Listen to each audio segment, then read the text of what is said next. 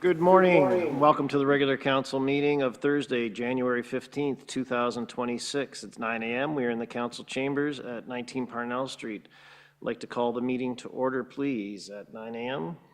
Be it resolved that the Council of the Township of Greater Madawaska calls to order the January 15th, 2026 regular council meeting at 9 a.m. Do we have a mover? Councillor Tripp, second by Councillor Levesque. All in favor? That is unanimous, so carried. Thank you. Please stand for O Canada. Let's see if I can make it through it.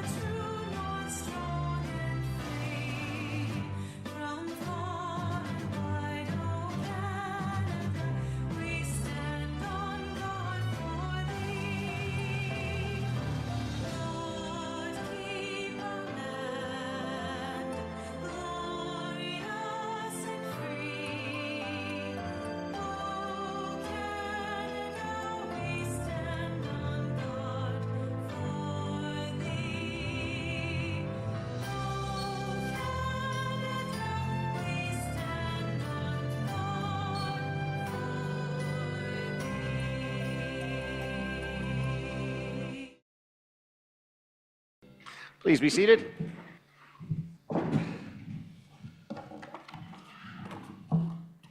As we gather in chambers, I'd like to acknowledge on behalf of council and our community that we are meeting on the unceded traditional territory of the Algonquin people.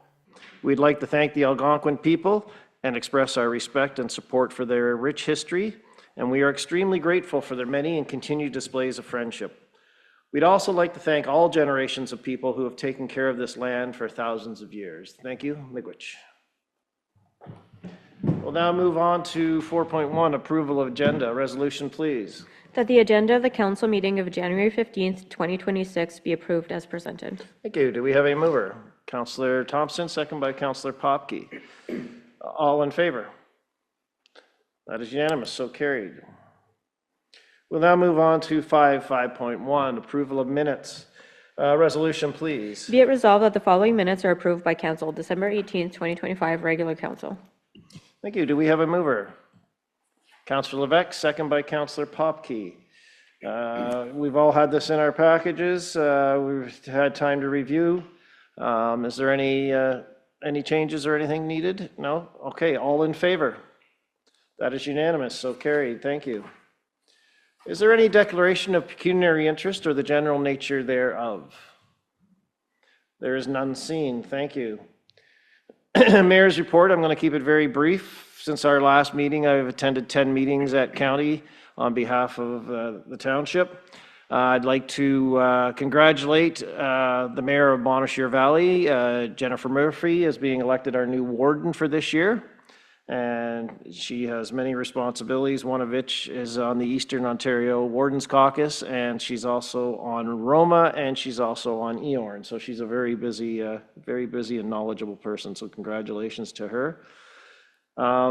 We will be attending, some members of council will be attending the Rural Ontario Municipal Association Conference coming up next week in Toronto. We're looking forward to that. We have some delegations that we're going to be representing the township on, so we're very looking forward to that. So thank you. That concludes my report.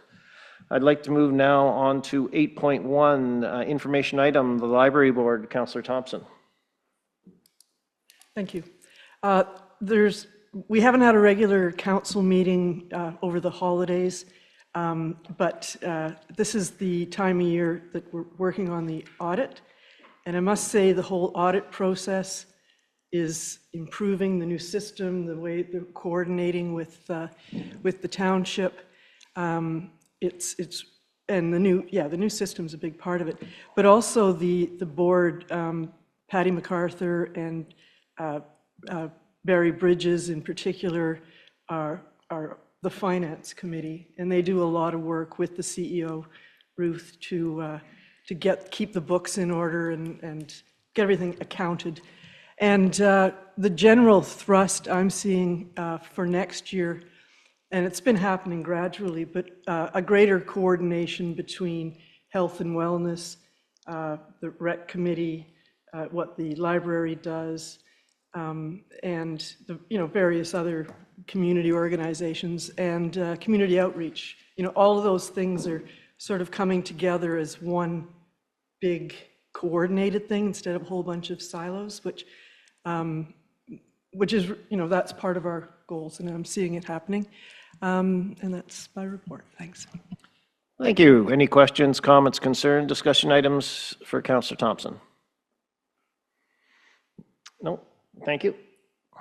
We'll now move on to the South Ottawa Valley OPP Detachment Board. Councillor Tripp. Thank you. My presentation is very brief. We have not had a meeting since our last update. There is a scheduled meeting for February 3rd, which will be the first of the new year. The new chair of the board is Mr. John Proctor. He is one of the community members that had been appointed to the board at inception. And our decision to change, we felt, given that this is an election year and there's a lot of transition in place, it would be, I think the board would be served better with an independent community member as chair. So that process has transpired over as effective the 1st of January.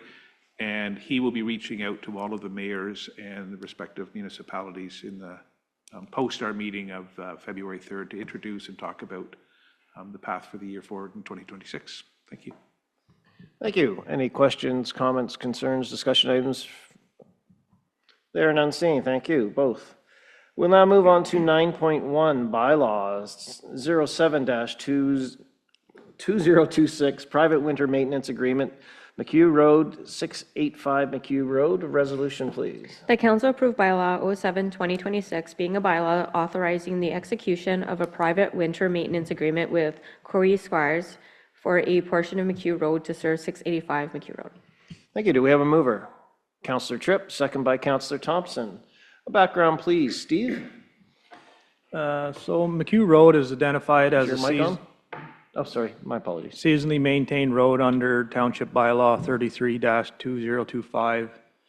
As such, the township provides maintenance only between May 15th and November 1st, and the road is not subject to minimum maintenance standards during the winter months. Section 5 of the bylaw 33-2025 provides that the residents located on seasonally maintained roads may request to enter into private agreement with the township to undertake winter maintenance at their own cost and risk, provided appropriate liability insurance is in place. Corey Squires, the owner of 685 McHugh Road, has formally requested permission to perform private winter maintenance in order to maintain access to his property during the winter months. The completed private winter maintenance agreement and proof of insurance naming the township as an additional insurer has been submitted to staff.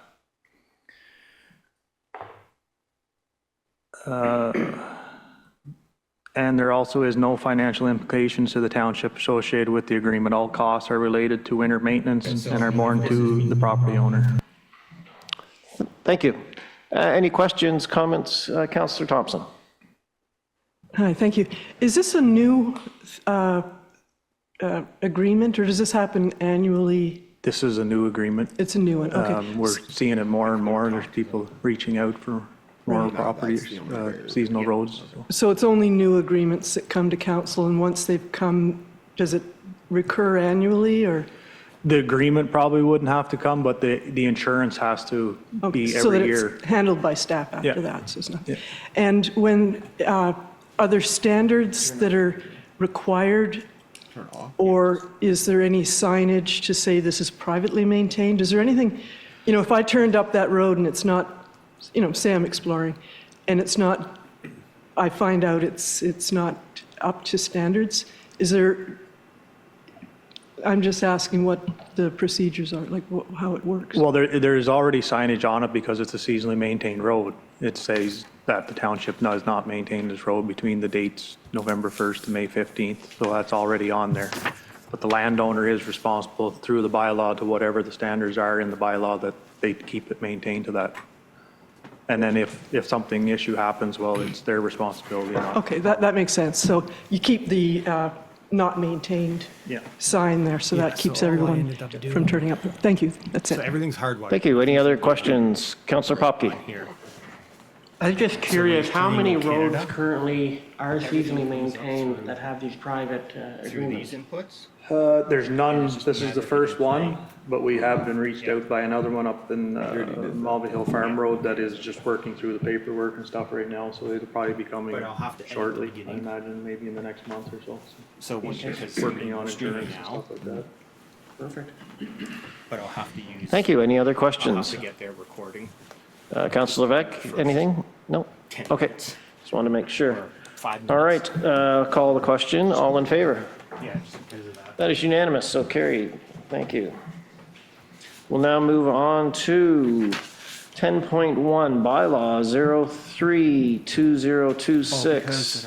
Appoint Committee of Adjustment. Resolution, please. That council adopt bylaw 03-2026, being a bylaw to appoint a committee of adjustment for the corporation of the Township of Greater Madawaska for 2026. Thank you. Do we have a mover? Councillor Thompson, second by Councillor Levesque. Background, please. If I wasn't talking. Thank you.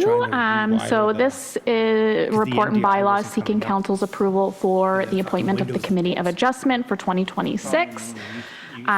Because the committee is comprised of all council members, the appointments are required on an annual basis rather than the term of council. It's also noted in the report, because we are moving into an election year, that the Planning Act does allow for the continuity by allowing the members to, even if to allow the members to remain in place, basically until somebody new is appointed. So if you are not sitting on council come November 15th and we have a application in December, you are still appointed the Committee of Adjustment and you can act as such until a new committee is appointed. So I just wanted to make note of that for this coming year. And then everything goes Thank you. Any questions, comments, concerns, discussion items from council? analog out. There are none seen. Into there, Calls that's the why. question. All in favor? Go. Okay. That is unanimous, so carried. Thank you. But they didn't play. We'll move on to 10.1, bylaw 042026, acquisition and assumption of lands as public highway, Lower Spruce Hedge Road. Resolution, please. That council approves bylaw 04-2026 for the acquisition and assumption as a public highway, a portion of Lower Spruce Hedge Road designated as parts 2 through 6, inclusive on reference plan 49R 21018. As an input. Thank you. Do we have a mover? Councillor Tripp, second by Councillor Levesque. Background, Kristen, again, please. Yep, so this is a report and bylaw to formally acquire and assume a small portion of Lower Spruce Hedge Road. As a condition of consent, the applicant was required to survey and dedicate the necessary road widening lands up to 10 meters of the center line of the traveled road. While we do recognize that Lower Spruce Hedge is already a municipally maintained year-round road, these specific portions of the roadway are located on privately owned lands and have not previously been formally assumed by the township.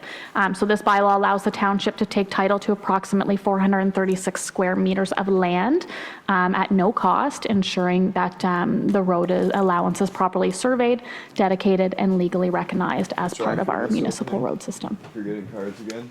Thank you. Any questions, comments, concerns, discussion items from council?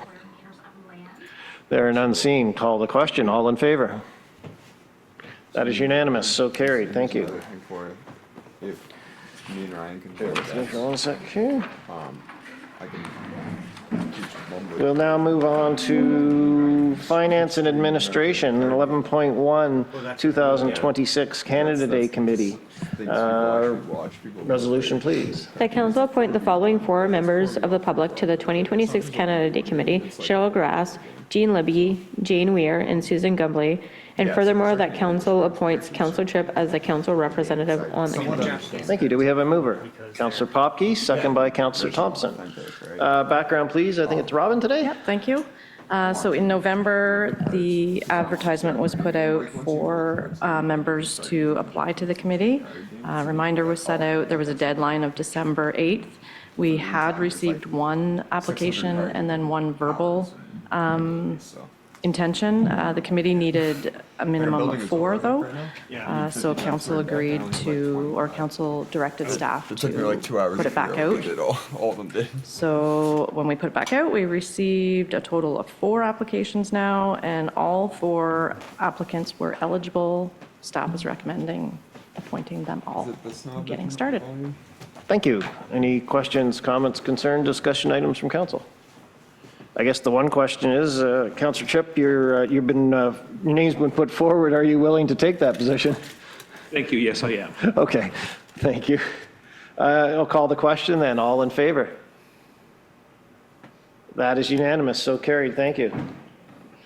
We'll now move on to 11.2, bylaw 01-2026, interim tax levy. Resolution, please. That council approve bylaw 01-2026 being a bylaw to provide for an interim tax levy on all properties and to provide for payment of taxes and penalty and interest of 1.25%.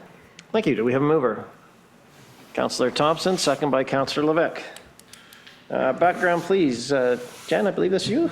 Yeah, so today council is being asked to approve bylaw 01-2026 to authorize the issuance of interim property tax bills. The bylaw provides an interim tax levy equal to 50% of each property's 2025 total taxes, payable in one installment on March 27, 2026. And the bylaw also indicates that any unpaid amounts will be subject to a 1.25% penalty. Yeah, so basically. The interim tax levy is required to ensure that we have sufficient cash flow to meet the township's financial obligations until the final tax Two rates are inputs set from and the issued later in system. 2026. And an input from the mini PC. Thank you. Main Any audio questions, slider comments, concerns, obviously discussion comes items from council? From that PC. There are none So any seen. of your All in audio favor? comes through this PC. That is unanimous, so Any carried. of Thank you. your We'll now move on to mini PC audio comes through here. 11.3, bylaw 02-2026, temporary borrowing resolution, please. That council approve bylaw 02-2026 being a bylaw to Actually, you don't even temporarily need your mini borrow PC money until audio because taxes and it's other all fed revenues are into the received board. up to $1 million. And furthermore, that council direct the mayor and treasurer to sign the agreement. Thank you. Background? So this bylaw is brought forward to you today. Sorry, excuse me. Goes into the board. Sorry, I did not move it. You are correct. Thank you, Robin. Do we have a mover? Councillor Tripp. Yeah, so the only thing. Second by Councillor Popke. Okay, background, please. Thank you, Robin. Sorry about that. So this bylaw is to authorize the township to temporarily borrow up to $1 million from the Bank of Nova Scotia to address short-term cash flow needs if required. This borrowing authority allows the township to manage timing differences between expenditures and the receipt of revenues. And while the township has never had to utilize this temporary line of credit, it is maintained as a precautionary measure for emergency So I'm situations. going to change that, so. Thank you. Any questions, comments, concerns, discussion items from council? There are none seen. All in favor? No, this is a total. That is unanimous, so carried. Thank you. Oh, yeah, I'm using NDI on. We will now move on to 11.4, bylaw 05-2026, authorization for 2026 capital projects debenture. Resolution, please. That council approve bylaw 05-2026 being a bylaw to authorize the submission of an application to Ontario Infrastructure and Lands Corporation for the borrowing of $461,785 in the form of a 10-year debenture for the road project of Graphite Bay Road, Kennedy Road, and Calabogie Community Hall parking lot. Thank you. Do we have a mover? Councillor Popke, second by Councillor Thompson. Background, please, Jen. So in December 2025, the council approved the 2026 operating and capital budgets. Today, we bring forward a bylaw which authorizes staff to submit a loan application to the Ontario Infrastructure and Land Corporation. The loan, the amount of approximately $461,785 will be in the form of a 10-year debenture and will fund the approved 2026 capital projects as mentioned. The projected interest rate is expected to be around 4.4% with an estimated annual payment of about $66,214 funded through the taxation revenue. This borrowing complies with the township debt management policy, and total debt payments, including this debenture, will remain within the allowable limit as per our debt management policy of 12.58% of loan source resources. So approval of this bylaw will allow staff to proceed with the loan application and a final bylaw will be brought forward later this year to formally close the debenture with confirmed interest rates and repayment terms. Thank you. Any questions, comments, concerns, discussion items from council? There are none seen. All in favor? That is unanimous, so carried. Thank you. Bear with me. We'll now move on to 11.5, funding for future health and wellness hub land preparation. Resolution, please. That council approve the 2025 expenditures related to land for the potential future development of a health and wellness hub to be funded from the Health Services Reserve in accordance with the Township's Reserve and Reserve Fund policy. PC not having a camera. Thank you. Do we have a mover? Councillor Tripp, second by Big deal. Councillor Other than Popke. that, It's like. Background, please. So what we have here is This is expenditures that were intended for the lands that are being allocated for the Health and Wellness Hub or future Health and Wellness Hub. So the cost would include the engineering drawings for the preliminary lands of what we would be able to develop and fit there. And the other component is the environmental assessment. We have it currently expensed within the budget for 2025. However, in recognizing that we want to separate taxation levy versus what's intended that we're putting aside for health services, we were looking for council to approve funding these specific health services related costs to the Health Services Reserve. It was your phone. Thank you. Any questions, comments, concerns from council? Councillor Levesque. Thank you, Renee. Just a quick question. Do we anticipate much more in terms of this kind of funding or spending? And if so, what do we have left in the reserve for this? This reserve receives an allocation of $30,000 a year towards health services. So every year replenishes a $30,000. This is just using $17,000 out of that 30 for 2025. This was actually just the prep for this. We do not anticipate any further costs to prepare for that piece. Otherwise, we'd be applying for grants or other ways to fund these items. Okay, thank you. I figured that out. Thank you. Any other questions, comments, concerns from council? Yeah, it almost fell through. There are none seen. All in favor? Yeah, you That said is unanimous, so carried. Thank you. I didn't know he was a counselor. Move on to 11.6, 2026 organizational chart updates. Resolution, please. The council approve the proposed 2026 organizational chart as attached herein, including the conversion of the program coordinator position from a temporary contract to a full-time permanent position and the organizational realignments described in this report. Thank you. Do we have a mover? Councillor Popke, second by Councillor Levesque. Background, please. So we have had some changes since the 2023 organizational chart review. In 2023, we would have added the community services position, which would have prompted the change in org chart. What we have in front of you today is the difference in adjustments. So what we have is kind of developing a bit of a department. There's no, the head is still through the CAO's office. However, it builds us more of a community development services department, where we would have the community development coordinator and the program coordinator position. The program coordinator position began on April 1st through the Seniors Active Living Center program funding.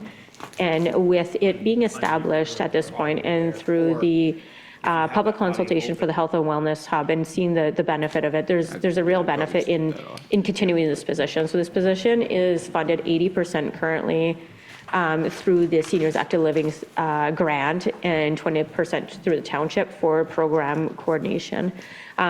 So if ever we were to not receive the funding, that portion would need to be funded through the township. With that said, the funding is I say only because it's not terribly significant. It's $55,000 a year.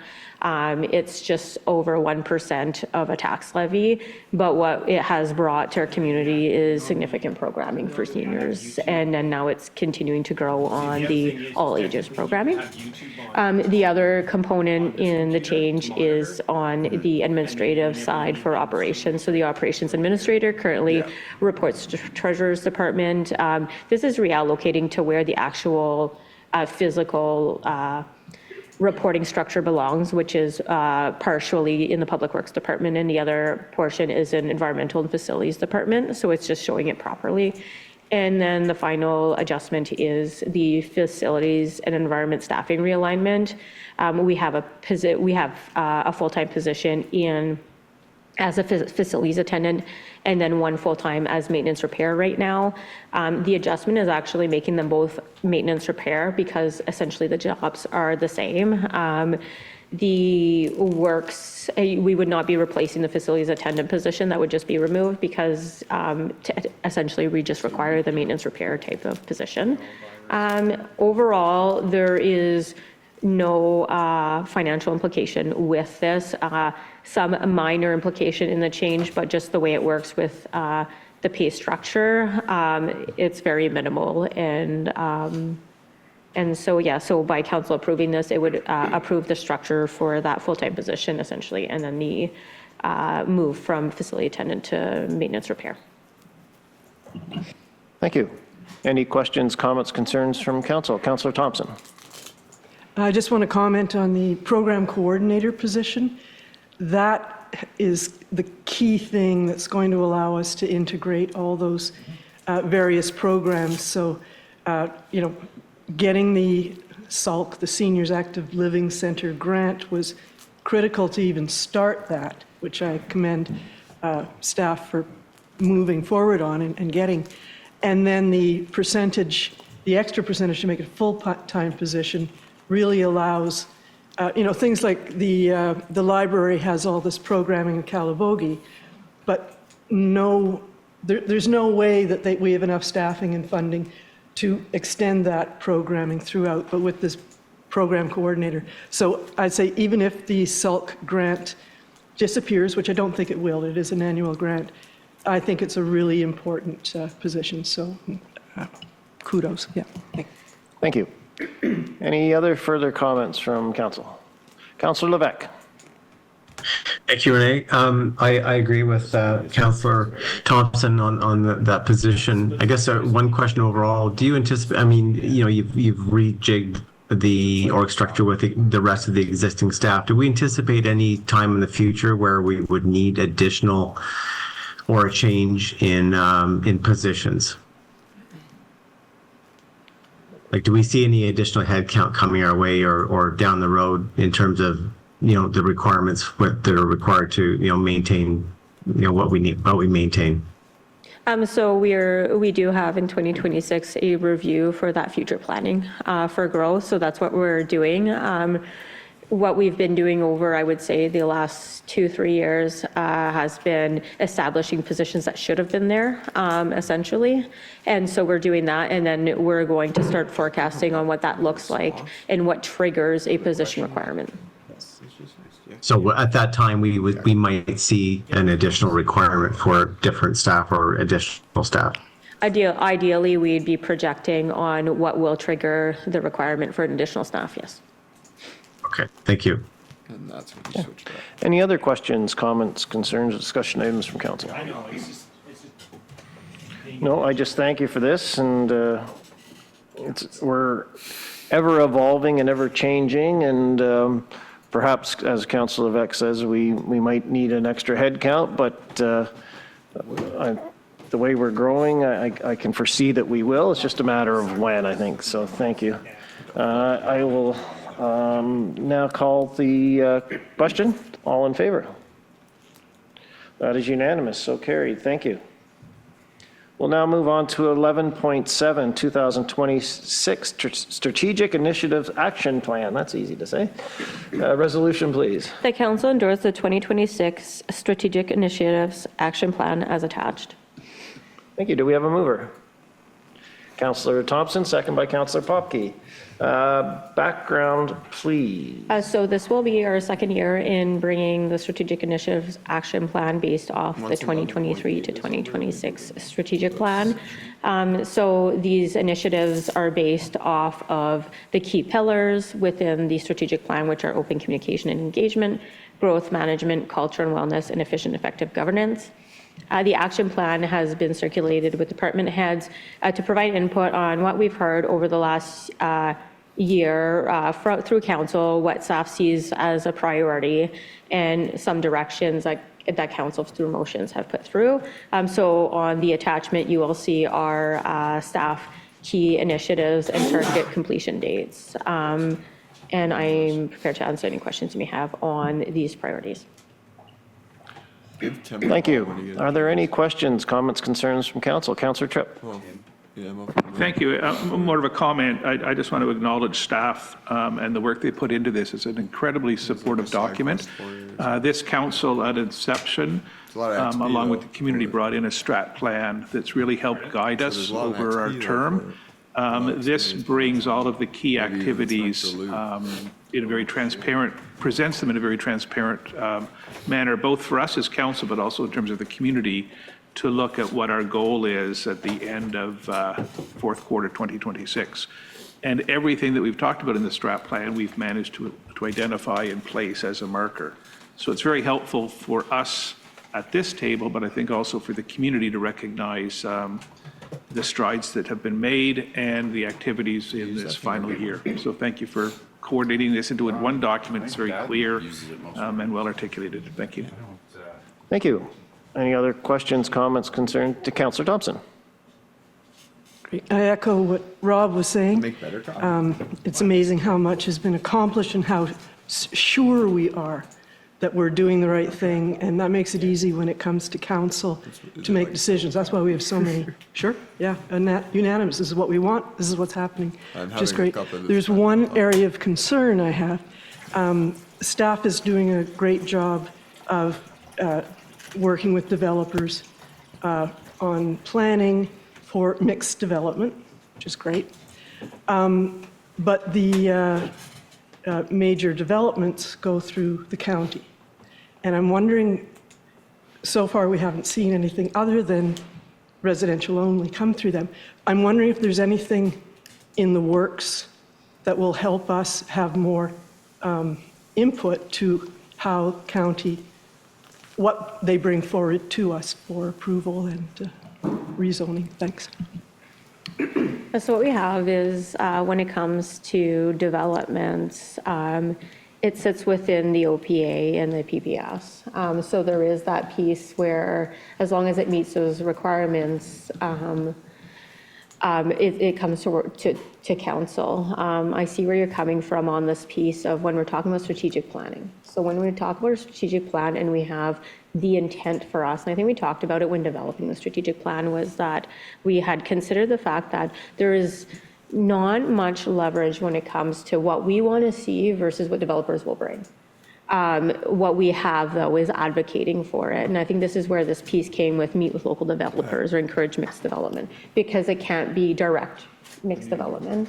It has to be to encourage it, so having those conversations. Council has in place policies that have staff considering what do we want to see here. We have, right, for this area, the Calabogie secondary plan that will identify key areas that we may want to be developed a certain way. But other than that, the influence and the building those relationships with developers are the most important. So council does have policies in place that allow us staff, as a staff level, to know what are we looking for as a community and to advocate. With that said, we can direct at the staff level, at the council level here. I believe at the county level, I mean, if they can develop in a certain way and it's all single residential, then what we're looking for more at our level is to advocate versus have any policies that could, we can't make anybody develop a certain way. So at this point, we're advocating, and then that's the extent of what we can cover within our, I guess, parameters. Supplemental? What's up, coffee? What type of coffee? So I recognize that we can't force me see anyone the to coffee develop brand. a certain way. No, not But, those ones. What bag it came from? What I have found since coming on to council is that It is the goat. quite often the Happy goat. developers and their advisors Depressed goat. find ways to wave off what we need. And that's the control I think we're looking for. That's a good goat. So there was one development that said, we don't need commercial or mixed development because we're within easy commuting distance of larger centers. And that's exactly the opposite of what we want. So that's the kind of control we need to put in place somehow. And it can't be done at a council level because this is all we can do is say, this is our strategic plan. The official plan and the provincial policy statement also say mixed development, concentrated development, but we're just getting housing only. Is there anything, or is there anything you can develop or consider for the future that might help this? I'm going to just sort of jump in for 1 sec before Kristen jumps in on it. I think one of the things too is that we need to build with our developers is a mutual respect and cooperation so that legally we can't direct them and tell them exactly what they have to build, but we can say what our needs are and what we think would work and work with them. I think unless there's a provincial policy change or something, in that regards, I don't think we have much influence, but I am not the expert in this matter, but Kristen is, and I will put it over to her. No, I was just going to play on kind of what you were saying. I think in previous years, there hasn't been those relationships and those conversations. So I think a lot of the time, things remained very closed. And that's when I think you saw developers just developing without consulting or without having conversations about what our needs are. I think in the last 5 years or so, we've done really well in having those conversations with developers, really initiating those pre-consultations, letting them know, where we are headed, what we like to see. And a lot of local developers are, very welcoming to that. We are seeing some good conversations around what our municipality looks like, how development should look, even in terms of facade and what that means for our township. So I really think that now we are moving forward with these good conversations. I think our secondary plan will really ignite what we want to see and where. But yeah, I do think in the last couple of years, we've done really well with having conversations and speaking to these developers and letting them know what it is that we need and what we want to see. And when it comes to low-income housing and mixed development, and I think they really see that. So I think we might see more of that. Because we have had conversations where developers have come to us and said, we want to put a hotel here, or we want to put this here. And we're like, it's not really something that we would like to see along this commercial route, that's more residential, might be more suited for this location here. So those conversations do happen. But yes, ultimately we can't force individuals, but I think developers also have a mutual respect for council in terms of what they want to see and what we want to see as a township.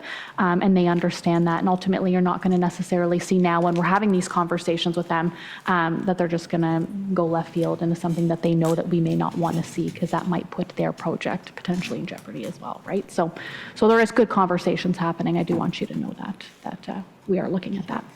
Thank you. Supplemental? Can I just add to that? That exactly what Kristen has described is that the developments you've seen that may not be the match that you would see with council today happened before. So we have these relationships are building. And what happens there too, it's two-sided, right? Like there's a success for the developer and us as a township with this. So aligning for the developers mean that we may have some insight on what our community needs, and they'll be more successful in filling these, selling these lands or whatnot, or whatever they do with that. But building those relationships has been significant, and we're having a lot of conversations and putting, there's programs in place to, really endorse or, allow for those types of development that, somebody can, because they are developers and there's, making the money and it's well worth for them. So yeah, building those connections has changed drastically over the last even 2-3 years. Thank you. I'm just going to go to Councillor Thompson's supplemental, then to Councillor Tripp. I think that's what I'm looking for. I see the change. I see that it's going forward. But as councils change and staff changes, I don't want to lose that. That's why I'm wondering if there's anything that we can put into the system to ensure that council's considerations are always forefront in that. That's pretty much, I'm not really criticizing. I'm saying it's great, the developers, the conversations that are happening. I just want to make sure we don't lose it. Fair enough. Thank you. Councillor Tripp. Thank you. And just a segue from Councillor Thompson's comment, the other element in this relationship is the community, which is novel and new and exciting over the last 3 years. When we've had community consultation, we've gone out to engage. We've seen an increase in the community coming out to provide advice, support, and their vision.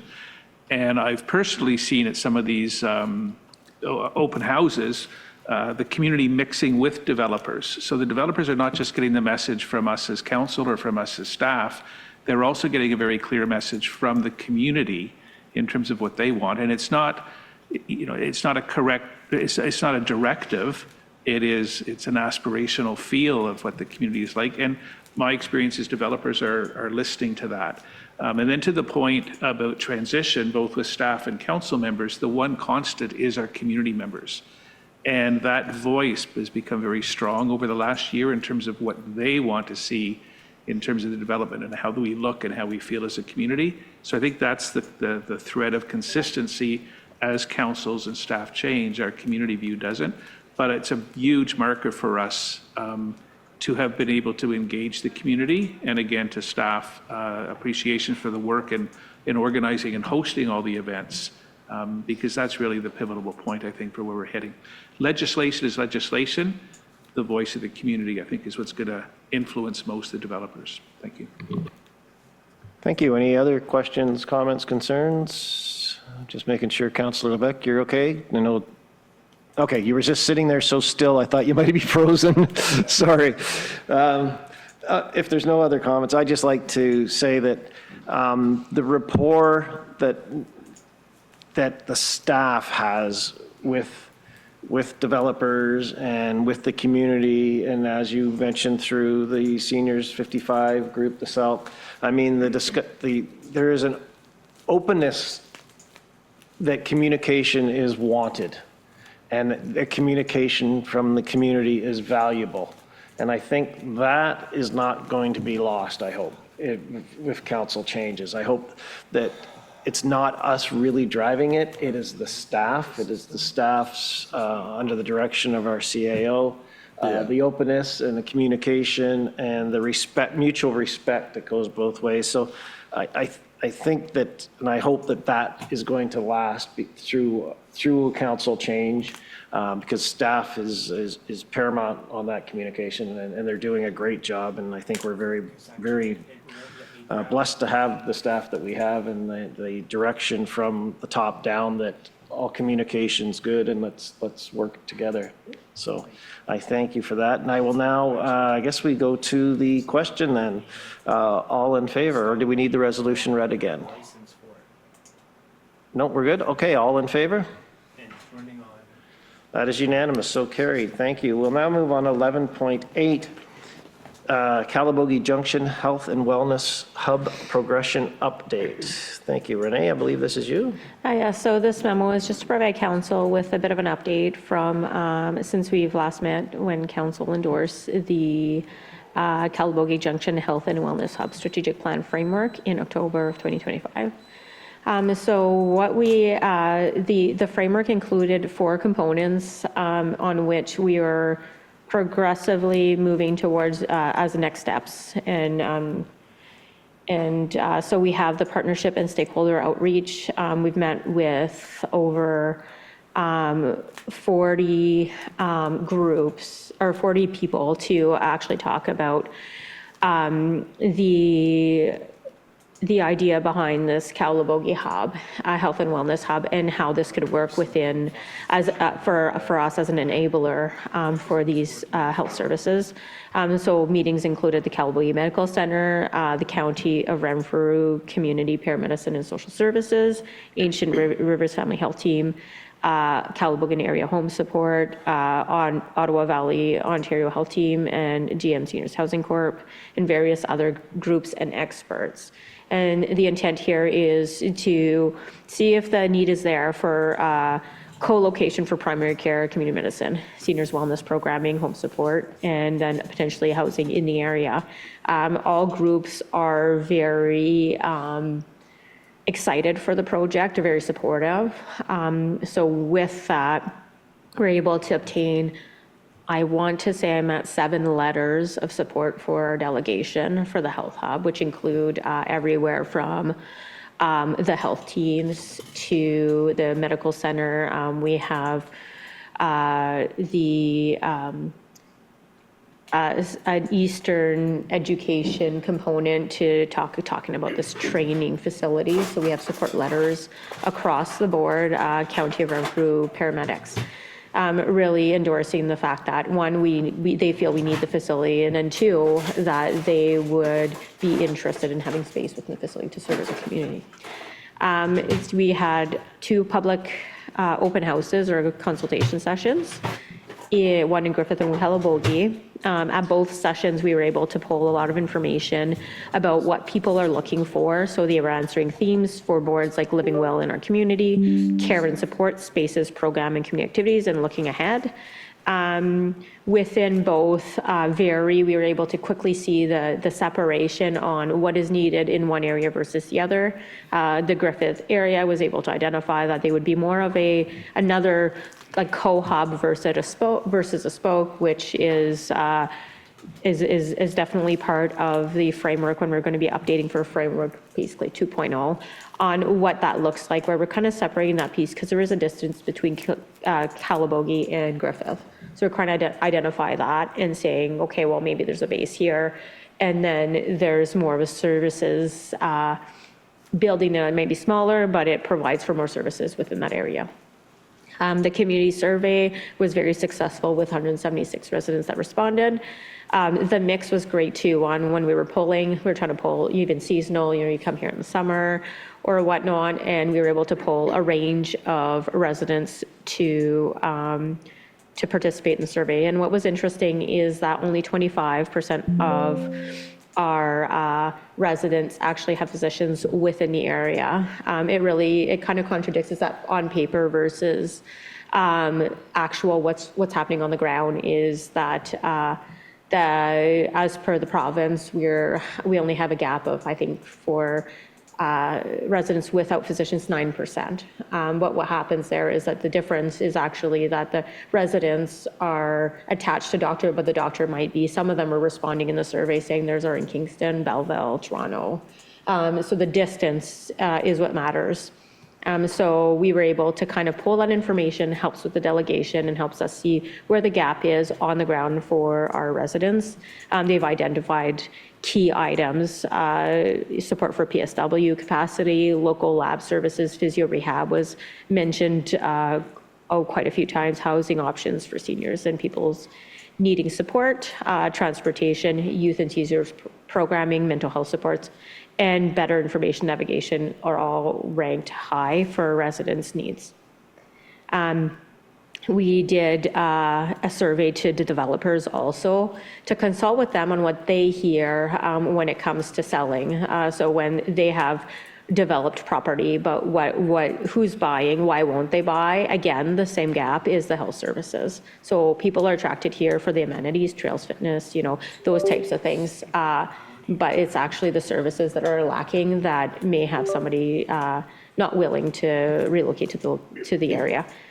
And then we also went and proceeded with an expression of interest. We received a submission from a private sector interested in partnering with for the development of the health and wellness hub. So we have to kind of consider those options on what that looks like as we consider the next step into ministry advocacy. If we own the land, if we own the property, there's more funding available than if it's privately owned. So we'll be balancing that as we head off to Roma this weekend. And on Monday, we're meeting with the Minister of Health to discuss the next steps. And really, it's come down to the ask of what does that look like financially for funding for capital for this project. The Rural Ontario Municipalities Association has actually put a little form out or a little note out saying what we're hearing from the delegations that are coming. And if you head off to the health area, it's actually exactly what our delegation is. More capital funding to fund the infrastructure to have health services.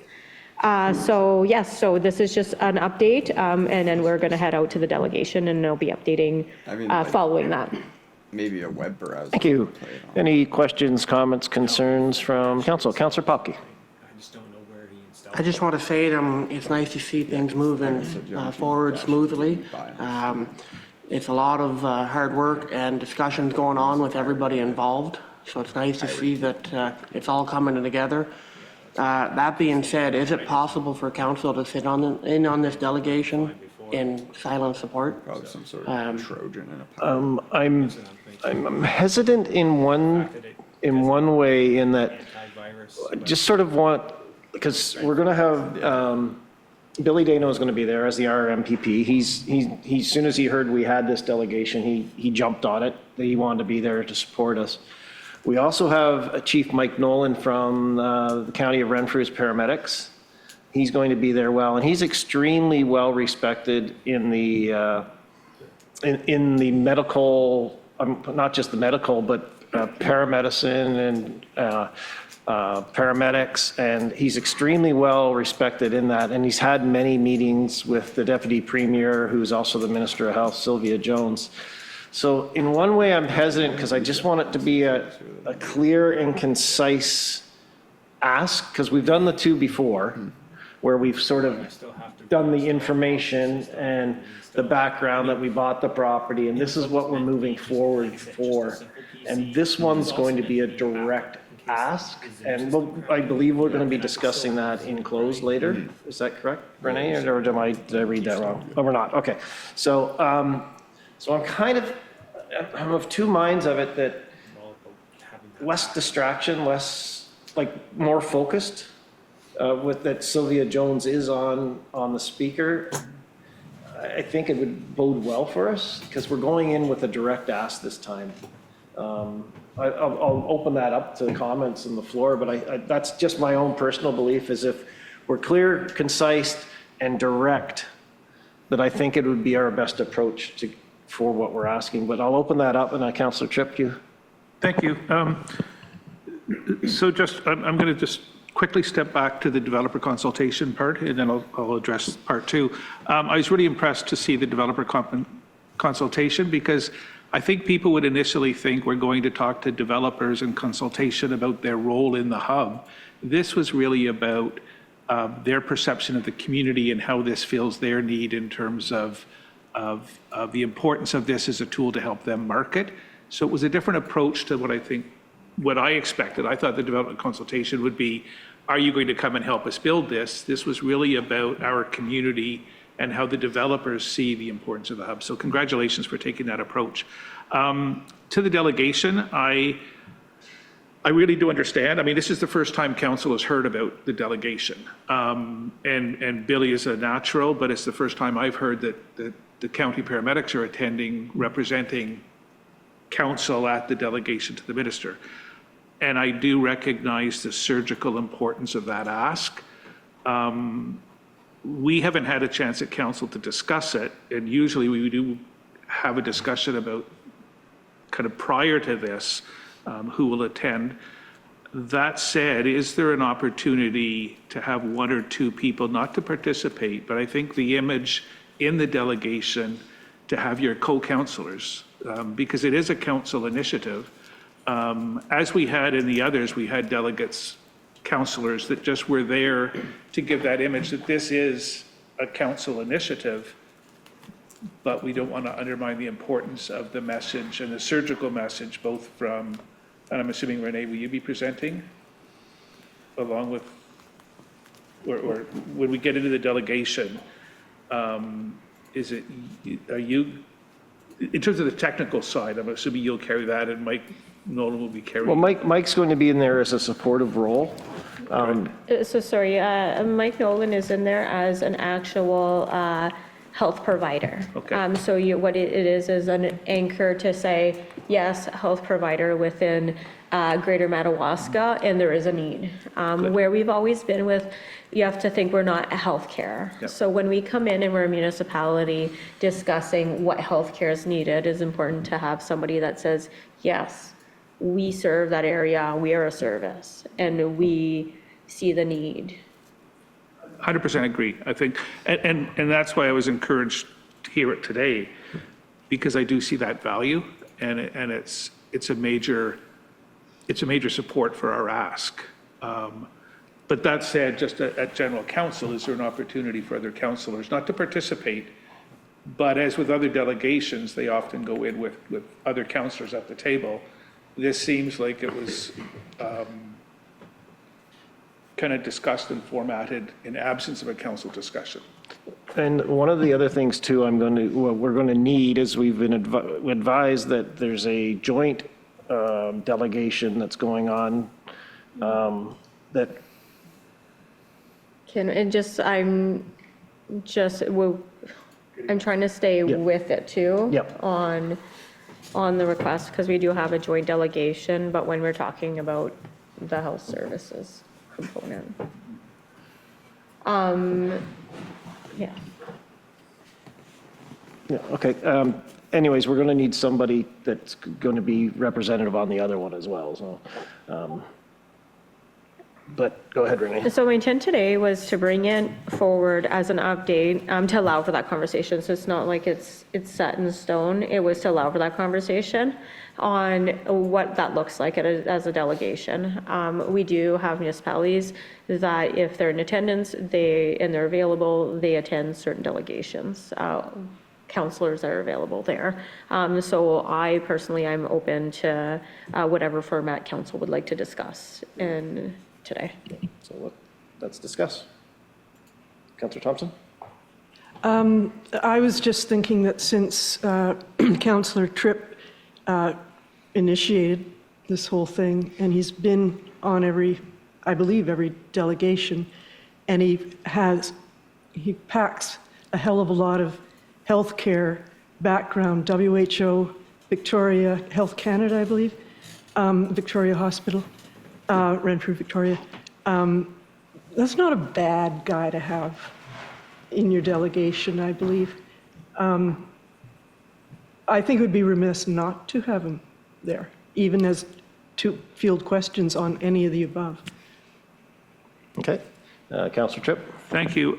If I were to attend, I would sit and not participate if asked, absolutely, but would not initiate anything. We had discussed at another council meeting about the conflict with RVH, and after that meeting, I did some research, and the conflict would be in my role within RVH, not at council, and RVH is not part or linked to this in any way. But that said, I too am known well to the minister through not just that, but through WHO, and again that. It's not my role in health, but it's my role, and I think our collective role as councillors, because we had the deputy mayor sitting on one of them as well. And I think it's important for their side of the table to recognize that, and we're a small team, we're a small group, and all of us have been involved with this at some level or another, and participating in getting it to this stage. I think it's appropriate that we all sit at the table if we can, not to participate, but just to show that solidarity that we all have been involved in moving this really important initiative to this point. I do agree the ask needs to come from the credibility of the county paramedics and the work that our CAO has done in terms of even this brief is a very strong message, but the visual and recognizing that this is a council-led initiative, I think is important for us. So I'm not sure if that is a motion that's needed or if we just, I don't know. I'm kind of out of my depth in this area now. Thank you. Any other comments, Councillor Popke or Levesque? Councillor Popke.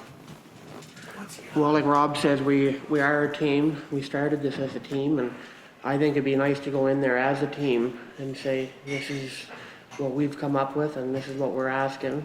But like he said, sit on the sidelines, not say anything, just be there for like moral support, presence, and let it be known that we're working together on this issue. Okay. Councillor Levesque, any input? That's people have been kind of off and on. Sorry about that. I won't, unfortunately, I won't be there, so I will leave it to you guys to determine that. But in general, normally, I think we normally see what the what's going to be presented. I don't think we've seen that yet. I could be mistaken, but am I wrong? I don't recall seeing it. CS2, that's what it's called now. No, I don't think we've put it out yet, or I haven't. I've seen a few people. And I guess that is that the plan, or? Yeah, it's like. I think Renee was just finishing it up. I'll be sharing with council like we normally do. All right, great. So I'm indifferent to it. I think having one or two council members of your choice sitting in the room, I don't know. I don't think it'll go bad either way. But again, I'm not going to be there. So. Okay. Thank you. So I'll put it to the CAO. Do we? We wouldn't need a motion. If council would like, all I would do is contact my contact at the ministry and add the names, and then we would go from there, and those that can attend, can attend. Okay. Council would like that. Is that the consensus then? Okay. If you would do that, that would be appreciated then. Thank you. We'll now move on to, unless there's any other comments, concerns, discussion on this. Okay, thank you for that information item. We'll now move on to section 12, closed session, 12.1. Enter into closed session. Resolution, please. That the council meeting of January 15th, 2026, enter into closed session at 10:05 a.m. pursuant to section 2392 of the Municipal Act regarding one personal matters about an identifiable individual, including municipal local board employees, specifically request for payment plan for development charges associated with building permit. 2, litigation or potential litigation, including matters before administrative tribunals affecting the municipality or local board, specifically a causeway easement. And anytime I went to click on Thank you. Do we have a mover? Councillor Popke, second by Councillor Tripp. let me go to the website. All in favor to move into close? That is unanimous, so carried.